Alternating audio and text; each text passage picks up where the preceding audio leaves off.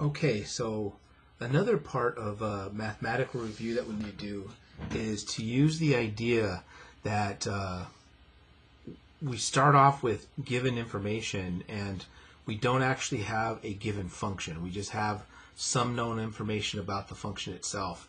I call this abstract function concepts. So in the last videos, we were doing a formal function review and you had some concept of the function. It was given in an equation, it was given as a graph, it was given as a table of values, but there was something concrete about the function that we could find out about. But what's happening in this part of the review is we're just given some pieces of the function, but we don't actually know what the function is, but then we're asked to answer questions on it. And this is a pretty typical, this is actually real math, if you would. We start off with some true statements, and then from those true statements, we try to build on to more true statements. And believe it or not, that's what math is all about. And we do a lot of this in trig. I give you one trig function value, and you got to find the other five. I give you, one solution, and you got to find the other one, given that information. So this is kind of what trigonometry is built on, and more advanced math. So your first opportunity to really do that. So problems 1 and 2, I'm actually going to get you started, but I'm hoping they also start a Canvas conversation. You guys can finish these two off there, but what's happening is we're given a statement. All right, so we're told that two lines, L1 and L2, so we have two separate lines, are they're different lines, but we know that they're parallel to each other. Based off of this information, you need to create at least two statements that we can say about L1 and L2. Right? There's actually at least three things you can say, if not more. So I'm going to get you guys started. If I know that I have two different lines and that they're parallel, then that tells me is that there is no intersection. So that is a true statement that I can build off of the information that's given. Of course, again, just as to give us a more concrete idea, if this is L1 and this is L2, right? They're two different lines and they're parallel to each other. Well, one of the things, the consequences, one of the true things that has to happen is that there's no intersection between them, right? And so there's at least two more things you guys can say, maybe even more if you sit and think about it. But I'm going to see what you guys come up with on Canvas, all right? So jump in there, earn some Canvas points, and let's see where your head's at. In the next one, we're told that we have a function, we'll call it f of x, and you're told that it is a one-to-one function. You're also told that f of 3 is equal to 5. So based off of this information, can you create at least 4 true statements? And again, there's many that we can create, but I'm going to start off with one, right? Since f of x is one-to-one, this means that the inverse exists.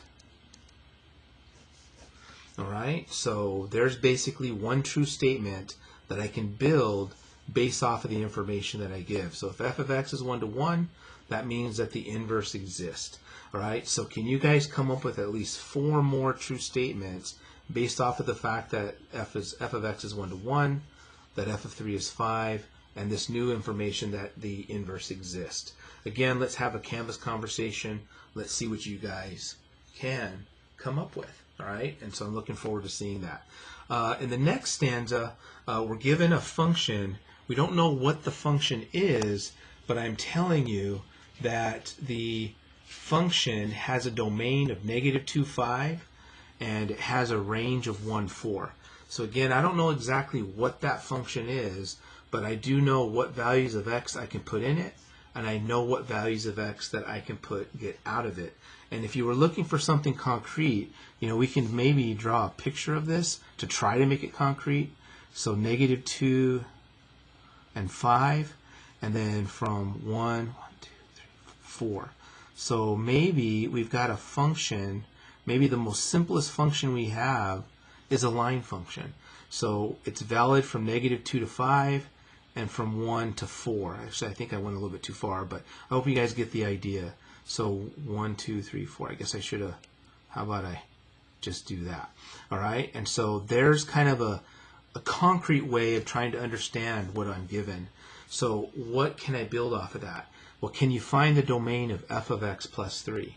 Well, in transformation language, this means that we're shifting everything to the left 3 units. So this means that this graph is basically shifting over 3 units.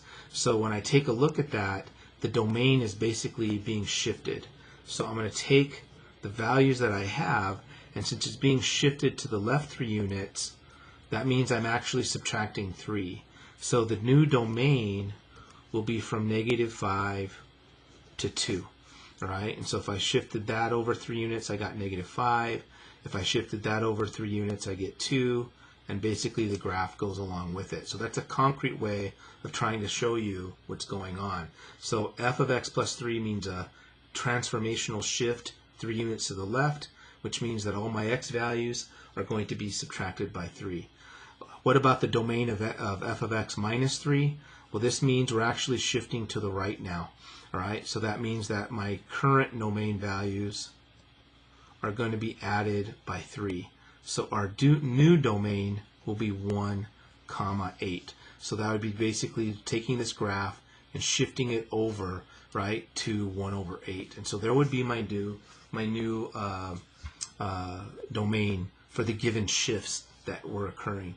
What about the range? Well, f of x plus 2, we're taking my current function and we're adding 2 to all the y values. So that means we're basically going up, right, 2 units in the range. So if my range is 1, 4, that means I'm basically adding 2. So my new range will be 3, 6, right? Let me highlight those final answers. And the next one, we're trying to find the range of f of x minus 2. So this means we're actually moving down 2 units. So I'm going to take my current range and I'm going to subtract 2 from all of them. So we get -1, 2. So basically we're shifting the graph down 2, or we're shifting the graph up 2, which has an impact on the range value.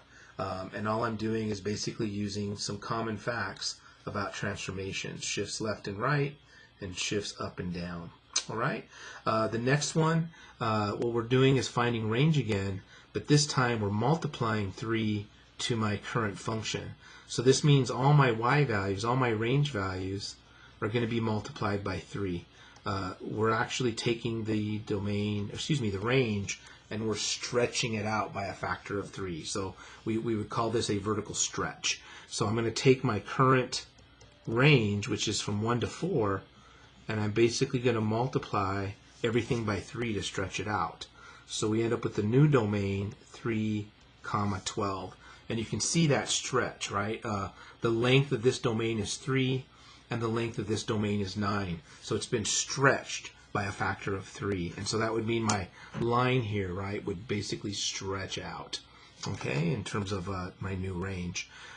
Here, what we're doing is finding the new range. We're taking 1/3 of f of x. So we're basically multiplying all my y values by 1/3, which causes what I call a compression. So basically we're compressing things vertically. Things are getting smaller. So if my current range is 1, 4, and if I multiply everything by 1/3, right, we get 1/3 and 4/3 as our new range values. Okay, so that's basically, again, just a nice review of some transformations. Last but not least, we're asked to find the domain of 1/2 f of x minus 7 plus 3. So there's a lot of transformations going on here. We're trying to find the domain, and the only thing that's impacting the input values is that -7. There's basically a shift to the right 7 units. So that means we're adding 7 to everything. So I'm going to take my current domain, which is -2 and 5, and I'm going to add 7 to both of those things. So we end up with the new domain. It looks like it's going to be 5, 12, right, for this new function, whatever it is going to be. To find the range, right, there's, unfortunately for us, there's 2 things that are impacting the range. We're multiplying the function by 1/2, which is going to cause a compression, and then we're adding by 3, which is going to cause a shift up by 3 units. So which one gets done first? Well, think order of operations. We usually do multiplication before addition. So that means I'm going to take my current range value, right? And I'm going to essentially multiply everything by 1/2 first. So that gives us 1/2, and 4 times 1/2 would be 2. So after we multiplied by 1/2, we've basically compressed the range to 1/2 to 2. And now to move the shift up, we're going to add 3 to everything. So that would give us 3.5, and it looks like 5. So there would be the new range for this given function for the information that is given. All right, so hopefully that's a good idea, a good look into some review ideas of how we deal with something abstractly, building some new truth statements and still building some new truth statements based off of shifting some current values left, right, up and down, compressing them, whatever the case might be. Some good formal review there.